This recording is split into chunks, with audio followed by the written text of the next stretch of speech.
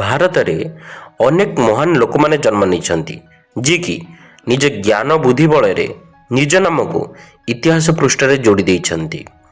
ଏମିତି ଅନେକ ମହାନ ବ୍ୟକ୍ତିଙ୍କ ମଧ୍ୟରେ ଆଚାର୍ଯ୍ୟ ଚାଣକ୍ୟଙ୍କ ନାମ ନ ଆସିବ ଏପରି ଅସମ୍ଭବ ଅଟେ, ଯିଏକି ଏକାଧାରରେ ଜଣେ ଟିଚର, ଫିଲୋସୋଫର, ଇକୋନୋମିଷ୍ଟ, ଜୁରିଷ୍ଟ ଏବଂ ରୟାଲ ଆଡଭାଇଜରୀ ଥିଲେ। ଆଚାର୍ଯ୍ୟ ଚାଣକ୍ୟଙ୍କୁ ପୁରା ଦୁନିଆ ଆଜି ବି ଜଣେ ମହାନ ପଲିଟିସିଆନ ଭାବେ ଜାଣିଛନ୍ତି। ସେ ବିତି ଯାଇଥିବା ପୁରୁଣା ସମୟ ହୋଇଥାଉ ବା ଆଜିର ଏ ଆଧୁନିକ ଦୁନିଆ, ଲୋକମାନେ ସଫଳ ଭାବେ ଜୀବନ ଅତିବାହିତ କରିବା ପାଇଁ ଚାଣକ୍ୟଙ୍କ ଦ୍ୱାରା କୁହାଯାଇଥିବା ନୀତିକୁ ମାନିକି ଚଳିବାକୁ ପସନ୍ଦ କରିଥାନ୍ତି। ଆସନ୍ତୁ ଏହି ଭିଡ଼ିଓରେ ମହାନ ଜ୍ଞାନୀ ଚାଣକ୍ୟଙ୍କ ଲାଇଫ୍ ଷ୍ଟୋରିକୁ ଭଲ ଭାବରେ ଜାଣିବା।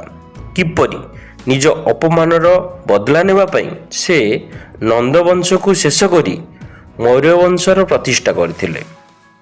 ଏହି ଭିଡ଼ିଓକୁ ଆରମ୍ଭ କରିବା ପୂର୍ବରୁ ଏହା ଆପଣମାନଙ୍କୁ ଜଣାଇ ଦେଉଛି କି ଚାଣକ୍ୟଙ୍କ ଲାଇଫ୍ ଷ୍ଟୋରି ବହୁତ ପୁରୁଣା ଅଟେ। ଏଥିପାଇଁ ଅନେକ ଲେଖକ ବିଭିନ୍ନ ପ୍ରକାର କାହାଣୀ କହିଛନ୍ତି। ଏହି ଭିଡ଼ିଓରେ ମୁଁ ଆଜି ଆପଣମାନଙ୍କୁ ଏହା କହିବି ଯେଉଁଠି ଲୋକମାନଙ୍କ ଦ୍ୱାରା ବହୁଳ ଭାବରେ ଜଣାଶୁଣା ଅଟେ। ଆଜିର କାହାଣୀର ଆରମ୍ଭ ହୋଇଛି 371 ଖ୍ରୀଷ୍ଟପୂର୍ବରୁ, ଯେଉଁଠି ଚଣକ ନାମକ ଗ୍ରାମରେ ଚାଣକ୍ୟଙ୍କର ଜନ୍ମ ହୋଇଥିଲା। ଲୋକମାନେ ମଧ୍ୟ ଚାଣକ୍ୟଙ୍କୁ କୌଟଲ୍ୟ ବିଶ୍ୱଗୁପ୍ତ ଭାବରେ ଜାଣିଛନ୍ତି। କୁହାଯାଇଥାଏ କି ଚାଣକ୍ୟ ପିଲାଦିନରୁ ହିଁ ବୁଦ୍ଧିମାନ ଥିଲେ। ତାଙ୍କର ଏହି ତୀକ୍ଷ୍ଣ ବୁଦ୍ଧିକୁ ଦେଖି ତାଙ୍କ ପିତା ତକ୍ଷଶିଳାର ପ୍ରସିଦ୍ଧ ବିଦ୍ୟାଳୟରେ ପଢ଼ିବା ପାଇଁ ପଠାଇ ଦେଇଥିଲେ। ସେଠାରେ ସେ ବୟସ ବୃଦ୍ଧି ହେବା ସହ ଅର୍ଥଶାସ୍ତ୍ର ଏବଂ ବେଦ ବିଷୟରେ ଜାଣିବା ପାଇଁ ତାଙ୍କୁ ସୁଯୋଗ ମିଳିଥିଲା। ସେଠାରୁ ପାଠ ପଢ଼ିବା ସରିବା ପରେ ସେ ଶିକ୍ଷକତା ଆରମ୍ଭ କରି ଅନେକ ପିଲାମାନଙ୍କୁ ଶିକ୍ଷିତ କରାଇଥିଲେ।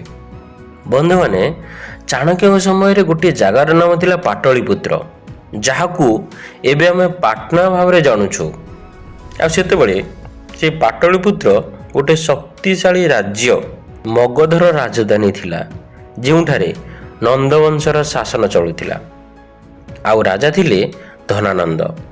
ଥରେ ରାଜା ଧନାନନ୍ଦ ମଗଧ ରାଜ୍ୟର ଗୋଟିଏ ବିଶାଳ ଯଜ୍ଞର ଆୟୋଜନ କଲେ। ଯେତେବେଳେ ଯଜ୍ଞ ଚାଲୁଥିଲା, ଚାଣକ୍ୟ ମଧ୍ୟ ସେଠାରେ ଉପସ୍ଥିତ ଥିଲେ।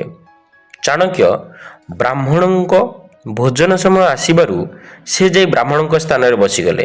ଆଉ ଯେତେବେଳେ ରାଜା ବ୍ରହ୍ମଭୋଜ ଜାଗାରେ ପହଞ୍ଚିଲେ, ଚାଣକ୍ୟଙ୍କ ବେଶପୋଷାକ ଦେଖି ଏତେ ବଡ଼ ସଭାରେ ଏତେ ଲୋକଙ୍କ ସାମ୍ନାରେ ମଜାକ ଉଡ଼ାଇଥିଲେ।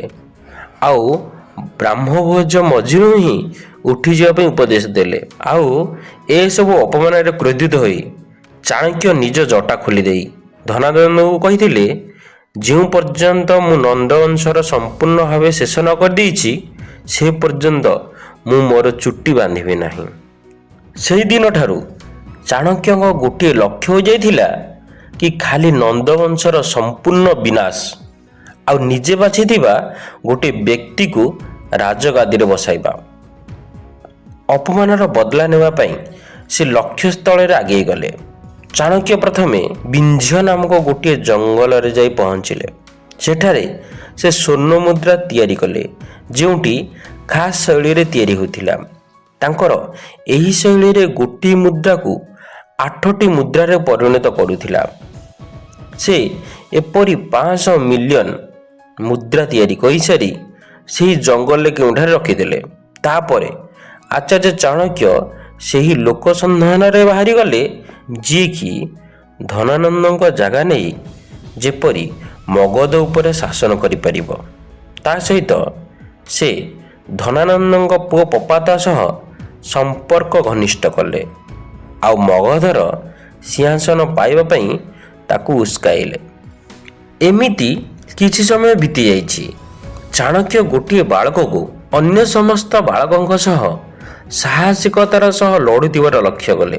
ସେ ବୁଝିସାରିଥିଲେ କି ଏ କୌଣସି ସାଧାରଣ ବାଳକ ନୁହେଁ।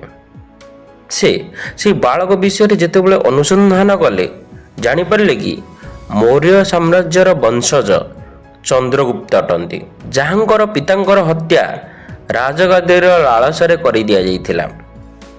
ରାଜକୁମାର ଚନ୍ଦ୍ରଗୁପ୍ତଙ୍କୁ ରାଜ୍ୟରୁ ବାହାର କରି ଦିଆଯାଇଛି। ଏହା ଜାଣିବା ପରେ ଆଚାର୍ଯ୍ୟ ଚାଣକ୍ୟଙ୍କୁ ଲାଗିଲା କି ଚନ୍ଦ୍ରଗୁପ୍ତ ମଧ୍ୟ ଧନାନନ୍ଦଙ୍କ ରାଜଗାଦି ପାଇଁ ଯୋଗ୍ୟ ଅଟେ। କିନ୍ତୁ ପପାତା ଯିଏକି ଧନାନନ୍ଦଙ୍କ ପୁତ୍ର ଏବଂ ଚନ୍ଦ୍ରଗୁପ୍ତଙ୍କ ମଧ୍ୟରେ ଜଣକୁ ବାଛିବା ବାକି ଥିଲା।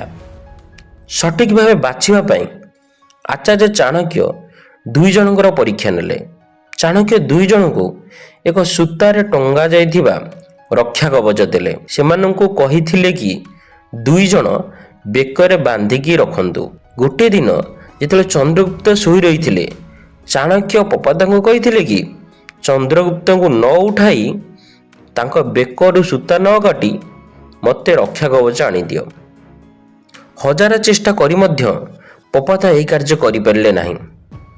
ଏହି କାମକୁ ଯେତେବେଳେ ଚାଣକ୍ୟ ଚନ୍ଦ୍ରଗୁପ୍ତଙ୍କୁ ଦେଲେ, ଚନ୍ଦ୍ରଗୁପ୍ତ ପପାତା ଶୋଇଥିବା ସମୟରେ ନିଜର ଅସ୍ତ୍ର ଉଠାଇଲେ, ପପାତାର ଶରୀରରୁ ମୁଣ୍ଡକୁ ଅଲଗା କରିଦେଲେ ଏବଂ ରକ୍ଷା କବଚ ଆଣି ଚାଣକ୍ୟଙ୍କୁ ଦେଇଦେଲେ। ଏହିପରି ଭାବେ ଚାଣକ୍ୟଙ୍କୁ ମଗଧର ଭାବୀ ରାଜା ମିଳିଯାଇଥିଲେ। ଚାଣକ୍ୟ ଆଗାମୀ 7 ବର୍ଷ ଚନ୍ଦ୍ରଗୁପ୍ତଙ୍କୁ ରାଜନୀତି ଓ ନିଜର କର୍ତ୍ତବ୍ୟ କ'ଣ ଶିଖାଇ ଚାଲିଲେ। ଆଉ ଶେଷରେ ନିଜେ ଲୁଚାଇ ରଖିଥିବା ସୁନାର ମୁଦ୍ରାକୁ ବାହାର କରି ଚାଣକ୍ୟ ଗୋଟିଏ ବିଶାଳ ସେନା ଗଠନ କରିଥିଲେ, ଯେଉଁମାନେ ନନ୍ଦବଂଶକୁ ହରାଇ ଚନ୍ଦ୍ରଗୁପ୍ତଙ୍କୁ ରାଜସିଂହାସନରେ ବସାଇ ଦେଇଥିଲେ।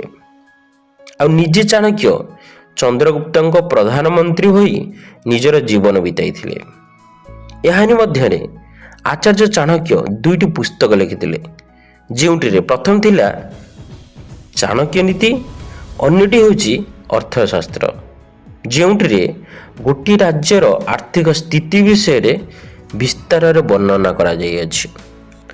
ଏହିପରି ଭାବେ ଆଚାର୍ଯ୍ୟ ଚାଣକ୍ୟ ନିଜକୁ ନିଜେ ଗୋଟେ ଭଲ ପଲିଟିସିଆନ, ଜ୍ଞାନୀ ଲୋକଙ୍କ ମଧ୍ୟରେ ସାମିଲ କରିସାରିବା ପରେ ଚାଣକ୍ୟ ଏହି ଦୁନିଆରୁ ସବୁଦିନ ପାଇଁ ବିଦାୟ ନେଇଥିଲେ।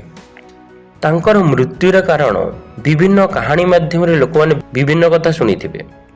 ଆଉ ଶେଷରେ ଆଚାର୍ଯ୍ୟ ଚାଣକ୍ୟ ଆମମାନଙ୍କୁ କୂଟନୀତି, ରାଜନୀତି ବିଷୟରେ ଯେଉଁପରି ଭାବେ ବ୍ୟାଖ୍ୟା କରିଛନ୍ତି, ତାହା ଆମ ସମସ୍ତଙ୍କ ପାଇଁ ଏପର୍ଯ୍ୟନ୍ତ ଲାଭପ୍ରଦ ହୋଇଅଛି। ଆଉ ତାଙ୍କ ଦ୍ୱାରା କୁହାଯାଇଥିବା ସମସ୍ତ ନୀତିକୁ ଯଦି ଆମେ ମାନି ଚଳିବା, ଏ ଜୀବନ ଆମମାନଙ୍କର ସହଜ, ସରଳ, ସର୍ବଦା ହସ ଖୁସିର ପରିବେଶ ସୃଷ୍ଟି ହୋଇପାରିବ। ଆଶା କରୁଛି ଏହି ଚାଣକ୍ୟଙ୍କ ଜୀବନୀ ଆପଣଙ୍କୁ ପସନ୍ଦ ଆସିଥିବ।